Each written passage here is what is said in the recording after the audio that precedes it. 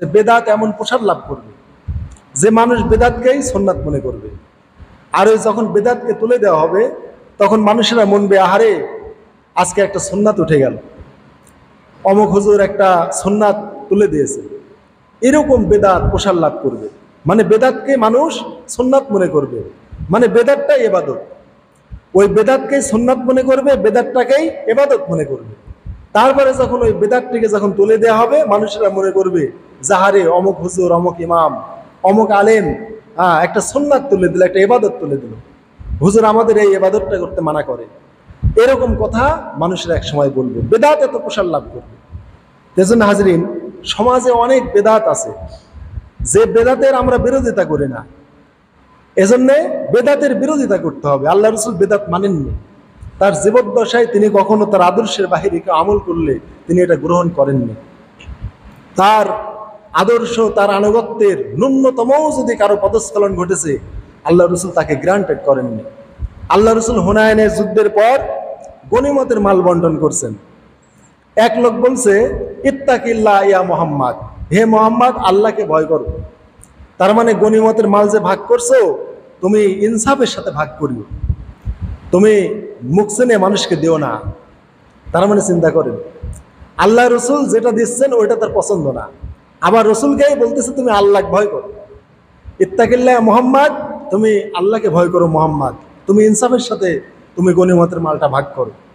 আল্লাহ রসুল বললেন, খুবই তাড়াতাড়ি এই লোকের আন্ডারে কিছু লোক তৈরি হবে, অর্থাৎ খারিজি। এ হচ্ছে খারিজিদের নেতা হবে, এর আন্ডারে, এর নেতৃত্বে অনেক লোক তৈরি হয়ে যাবে, সংগঠন তৈরি করে ফেলবে, যাদের নাম হবে খারিজি। এরা হবে ইসলামের হচ্ছে একটা কীট পতঙ্গ, এরা ইসলামকে কুরে করে খাবে। এরা ইসলামের ভিতরে পরিপূর্ণ প্রবেশ করে আবার বের হয়ে যাবে, যেমন শিকারের ভিতরে তীর মানে বিদ্ধ হয়ে আবার ওই তীর শিকারের দেহ ভেদ করে বেরিয়ে যায়, ওই তীর কিন্তু আর ওই ইয়াতে মানে ধনুকে আর ফিরে আসে না। এই খারিজিরা পরিপূর্ণ ইসলামে ঢুকবে, ঢুকে ইসলাম থেকে বের হয়ে যাবে, আর এরা ফিরবে না। এদেরকে যতই বোঝানো হোক এরা আর ফিরবে না। এই জন্যে কেউ যদি বেদাতে যায়, ওই বেদাতিদেরকে ফেরানো খুব কঠিন।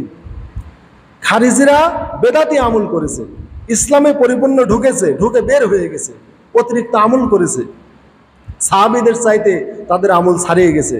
আল্লাহ রসুল বলেও গিয়েছেন, ওদের আমল তোমাদের আমলকে ছাড়িয়ে যাবে, ওদের তাকওয়া পরহেজগারি তোমাদের পরহেজগারিকে ছাড়িয়ে যাবে, ওদের কোরআন তেলাওয়াত তোমাদেরকে ছাড়িয়ে যাবে, ওদের জিকির আজকার তোমাদের চাইতে বেশি হবে, ছাড়িয়ে যাবে। কিন্তু ওদের কোরআন তেলাওয়াত ওদের কণ্ঠনালীর নিচেও নামবে না, ওদের দোয়া দুরূদ জিকির মাথার উপরে উঠবে না, ওটা আল্লাহ কখনো আসমানে তুলে নেবেন না। মানে ওরা অতিরঞ্জিত আমল করবে। তাহলে এই খারিজিরা নব্য উদ্ভাবন বা বেদাতি আমল করেছে, যে ইসলামে পরিপূর্ণ ঢুকে অতিরিক্ত আমল করেছে, রসুল এটা গ্রান্টেড করেন নাই। গত জমায় বলেছি, ওরা কোরআন পড়লে জিকির করতে লাগলে চোখ দিয়ে পানি বেরোতো, তারা সম্মিলিতভাবে কোরআন পড়তো, জিকির করতো, পেরেশান হয়ে মাটিতে গড়াগড়ি দিত, এমন হাল হয়ে যেত, বাপরে বাপ। এখন আপনারা দেখেন বিভিন্ন পীর সাহেবের মুরিদেরা ওয়াজ করতে লাগলে যখন টান দেয়, মুরিদেরা একবারে যা পীর সাহেবের একবারে যা পাও যায় জড়া ধরে, যে আমি মানে কোথায় আল্লাহকে খুঁজবো, আল্লাহ মনে হয় এখানেই চলে আসছে, নাউজুবিল্লাহ। তারপরে চাঁদোয়ার উপরে লাফালাফি করে চাঁদোয়া ছিঁড়ে ফেলছে, খুঁটি বয়ে উঠছে, কি যে জোশ উঠে যায় মাহফিলে। আপনারা দেখেন অনেক বক্তার মাহফিলে জোশ। এইরকম হাল সাহাবীদের হতো না। সাহাবীরা নীরবে নিভিতে তারা কাঁদতেন। আল্লাহ রাসূল সাল্লাল্লাহু আলাইহি ওয়াসাল্লাম যখন বললেন, ফাত্তাকুন নারাল্লাতী ওয়াকুদুহান নাস ওয়াল হিজারা, ওই জাহান্নামকে ভয় করো যে জাহান্নামের আগুন হবে মানুষ ও পাথর। এক সাহাবী নীরবে কাঁদতে লাগলেন, রাসূল তাকে সান্ত্বনা দিতে লাগলেন এবং তাকে বুকে জড়িয়ে নিলেন। সে ফিকরায় ফিকরায় কাঁদতে কাঁদতে রাসূলের বুকের মধ্যে সে মারা গেল। এই ছিল সাহাবীদের তাকওয়া।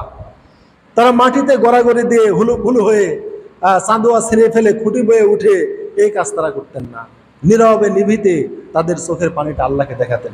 এই জন্যে যত প্রকার ইবাদত আছে, কোনো ইবাদত বিশ্বনবীর আদর্শের বাইরে যতই করেন আপনার সেই ইবাদত কবুল হবে না।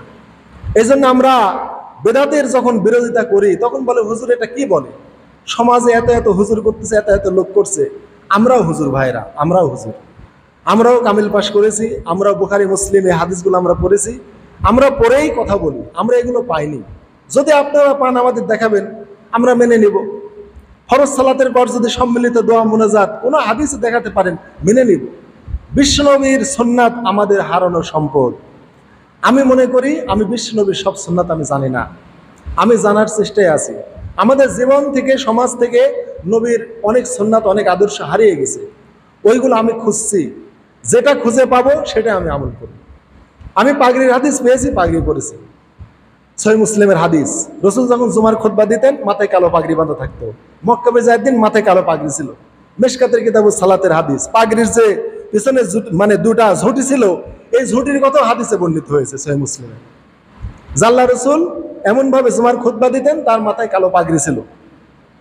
কালো পাগড়ির রঙও বর্ণিত হয়েছে, পিছনে দুটা ঝুঁটি ছিল, ঝুঁটিও বর্ণিত হয়েছে। এত কথা। আল্লাহ রসুল সাদা মানে পোশাক পছন্দ করতেন, কামিজ পছন্দ করতেন, দাড়ি বড় করতে বলেছেন। যত সুন্নাত পাচ্ছি আমলের চেষ্টা করছি। আমার আরো অনেক জানার বাদ আছে। কেউ যদি শিক্ষা দেয়, নবীর কোনো সুন্নাত আমাদের শেখাতে পারে, মেনে নেব। কেননা বিশ্বনবী আমাদের আদর্শ। বিশ্বনবী কি আমাদের আদর্শ। তার আদর্শ আমাদের জীবন থেকে অনেক হারিয়ে গেছে, যেগুলো আমরা খুঁজে পাচ্ছি না। কেউ যদি আমাদের খুঁজে দেয়, মানতে আমাদের দ্বিধা নেই। কেননা বিশ্বনবী আমাদের জীবন, আমাদের মরণ। তাকে কেন্দ্রে আমাদের জীবন, আমাদের মৃত্যু। আমাদের জীবনের চাইতে আমরা বিশ্বনবীকে বেশি ভালোবাসি। অতএব তার আদর্শ কেউ যদি আমাদের দেখাতে পারে, তার সুন্নাত যদি আমাদেরকে ধরে দিতে পারে, সেই সুন্নাতের প্রতি আমরা আমল করব। এই জন্যে আল্লামা সাইদি রাহিমাহুল্লাহ, যখন তাকে বলা হয়েছিল যে জামাত ইসলামের আকীদা খারাপ, জামাত ইসলামের আকীদা বিভ্রান্ত, আল্লামা সাইদি রাহিমাহুল্লাহ বলেছিলেন, জামাত ইসলামের কোন আকীদা খারাপ ওইটা আপনারা দেখায় দেন, আমরা ওই আকীদা বাদ দিয়ে দিব। আমরা আহলুস সুন্নাহ জামাতের আকীদা, নবীর আকীদা, সাহাবীদের আকীদা, আমরা সেটা মানব। আমাদের আকীদা কোনটা খারাপ আমাদের সামনে আসেন, এসে আমাদের সাথে পরামর্শ করে দেখিয়ে দেন যে জামাত ইসলামের এই আকীদা খারাপ, আমরা বাদ দেবো সেগুলো। এখন মওদুদী রাহিমাহুল্লাহ উনি মুআবিয়া রাদিয়াল্লাহু তাআলা আনহুকে বলেছেন যে উনি খেলাফত বাদ দিয়ে মুলুকিয়াত বা রাজতন্ত্র কায়েম করেছেন, এটা মওদুদী বলেছেন। কিন্তু জামাত ইসলাম তো আর এই মানে আপনি কি গণতান্ত্রিক প্রক্রিয়ায় তারা ক্ষমতায় যেতে যাচ্ছে, তারা তো রাজতন্ত্র কায়েমের জন্য যাচ্ছে না। আর জামাত ইসলাম তো এই কথা বলে না যে আমরা সাহাবী বিদ্বেষী, সাহাবীদের অনুসরণ করা যাবে না, এই কথা কি বলে? জামাত ইসলাম বলে আমরা বিশ্বনবী সাল্লাল্লাহু আলাইহি ওয়াসাল্লামের খেলাফত বা আদর্শ বা ইসলামী যে সাম্রাজ্য নেতৃত্ব ছিল খোলাফায়ে রাশেদার, সেটা আমরা প্রতিষ্ঠা করতে চাই। অতএব যখনই সুন্নাতের কথা বলা যায়, তখন বেদাতের একটা উল্টো কথা বলে সেটাকে উল্টিয়ে দেয়। এই জন্য তিনিও অনেক দুঃখ কষ্ট নিয়ে দুনিয়া থেকে চলে গেছেন। আজও মনে করেন অনেক বড় বড় বাংলাদেশের অনেক আলেম এখনো ফতোয়া দিচ্ছে জামাত ইসলামকে ভোট দেওয়া হারাম, অমুক তমক বিভিন্ন ফতোয়া। এ ফতোয়ার শেষ না, আর এইগুলির পেছনে গেলে মাথা নষ্ট হয়ে যাবে। আমি এদের প্রতিবাদ বা এদের জবাব দেওয়ার ভাষা আমি পাই না। এমন এমন বৃদ্ধ হুজুর, চোখ মুখ সব গাড়ির মধ্যে চলে গেছে, চুলদারি একটাও সাদা নাই, মানে এমন এমন অশ্লীল ভাষায় আরেকজন আলেমকে গালি দেয়, যে ভাষাগুলো এই মসজিদে বসে এই মেম্বার থেকে আমরা বলতে পারি না, আমাদের লজ্জা লাগে। একটা মানুষকে গালি দিতে আমাদের লজ্জা লাগে, আর মোমেনকে গালি দেয় তো ফাঁসিকি আর হত্যাকার কুফুরি। আলেম হয়ে আলেমকে গালি দিচ্ছে এই মাইক সামনে নেই, মানে ন্যূনতম শালীনতাও আলেমদের ভিতর থেকে চলে গেছে, ন্যূনতম শালীনতাও নাই, এমন হয়ে গেছে ভাইরা। এজন্য বলছি জীবনের সকল ক্ষেত্রে বিশ্বনবী সাল্লাল্লাহু আলাইহি ওয়াসাল্লামের সুন্নাতের বা আদর্শের অনুসরণ করতে হবে।